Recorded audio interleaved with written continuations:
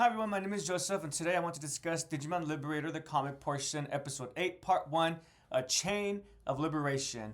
That's what the episode is called. So I'm not going to lie, I'm going to have to say I believe this episode to be probably the weakest episode from Digimon Liberator. The reason why, so right off the bat, I'm not going to lie, I was really impressed by the fact that we essentially skipped the battle, most of the battle.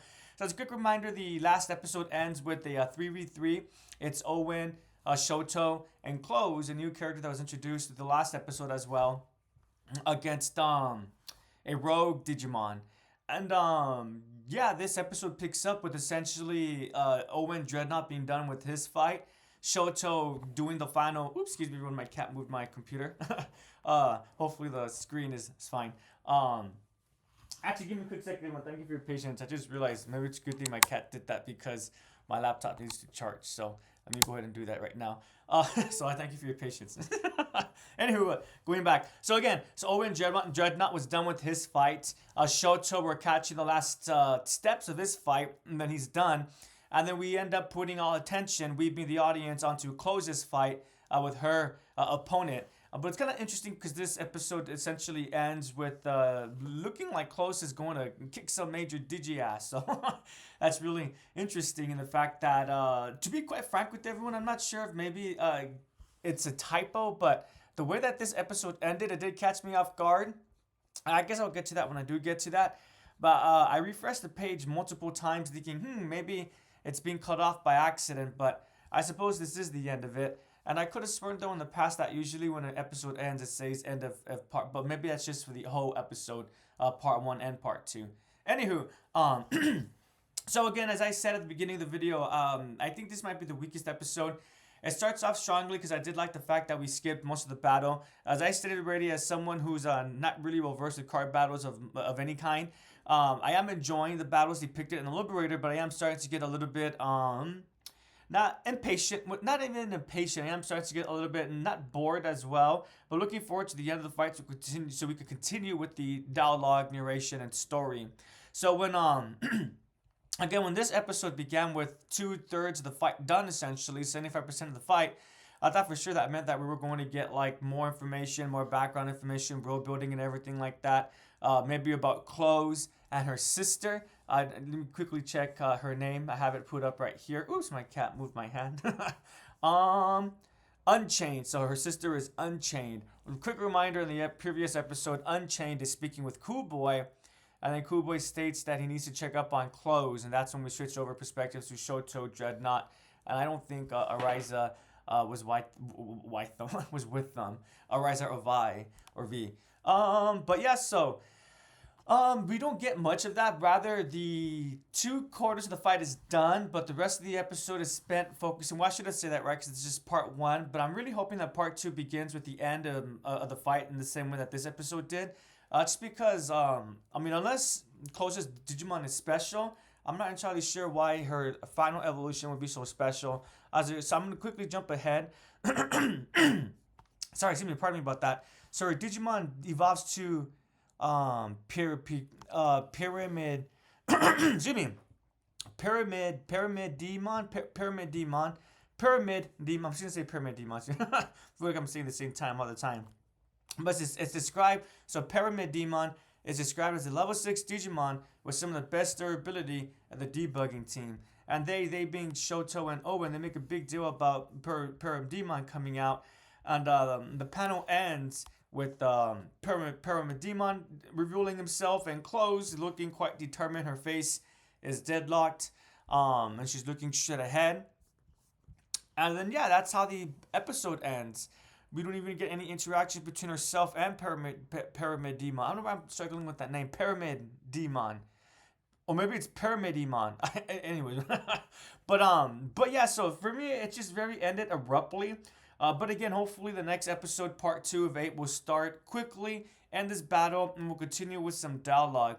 I felt like this episode was a little bit of a slump, just because I'm going back through it right now, and the only really forward in terms of story that we get is just the fact that Owen, his attitude is changing. He is becoming warmer towards Shoto. In fact, he tells Shoto, I'm happy to see that you know how to fight. I'm paraphrasing.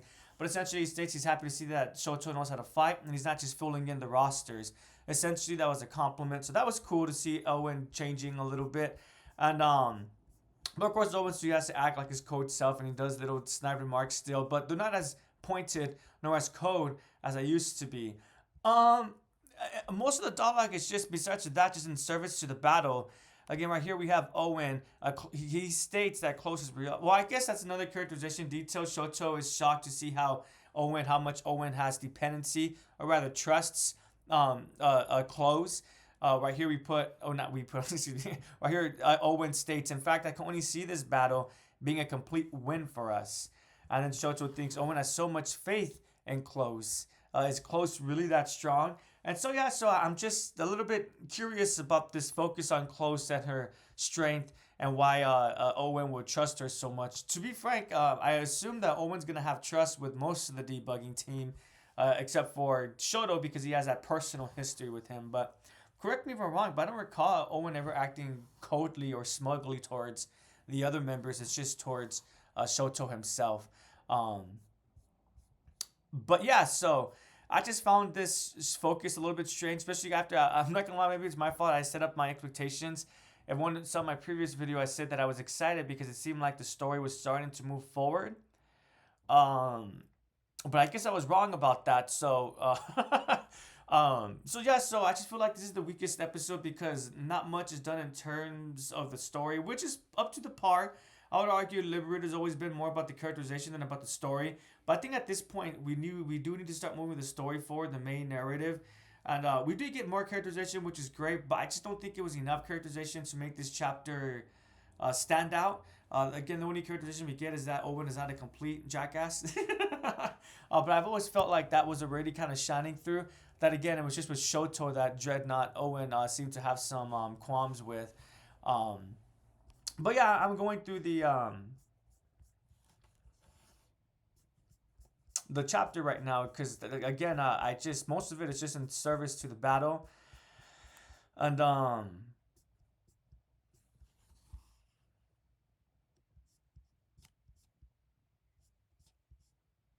guess talking about how NPCs have objectives, but that's only mentioned. That's not clarified.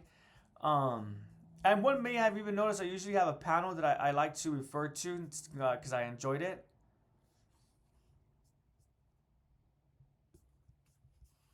But I really didn't get that for this episode. The only panel that I really did enjoy, and I'm going to right now. I accidentally lost it since I was moving through the panel.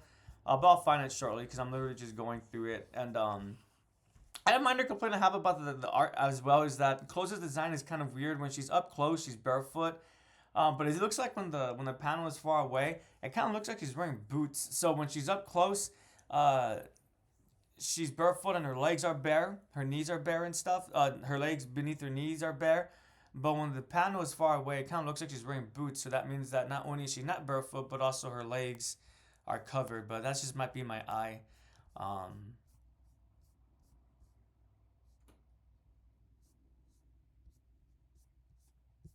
yeah, they're just making a big deal. This all begins with well, you still have a long. So the panel that I did kind of like is this part right here. You need to learn how to. Janet states you need to learn how to assess the situation on your own, newbie. And Shoto has this cute little panel. It states "arg" and his eyes are all white and he looks quite upset. But on the side of his head it states "I can't deny that." So I like that self-reflection, that self-awareness. And then Dreadnought has ellipses and he states, "I guess you're not just here to fill out the roster." That's the line that I said I enjoyed. Keep up the good work. Shoto is shocked. What's up with this guy? He thinks to himself. He's like a totally different person. But Shoto's Dreadnought states out loud, "You still have a long way to go to catch up to me.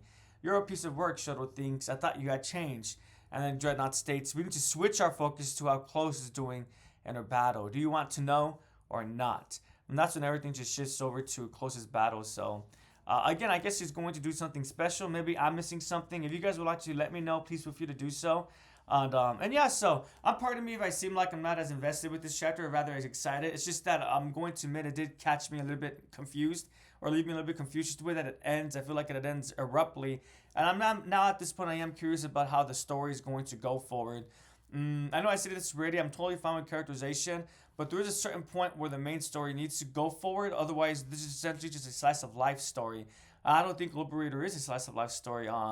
But that could be a conversation for its own separate video. So please let me know your opinion, everyone. I guess my question for everyone for this video is going to simply be, what did you think of this episode? Are you like me? Were you maybe a little bit not disappointed, but just maybe caught off guard?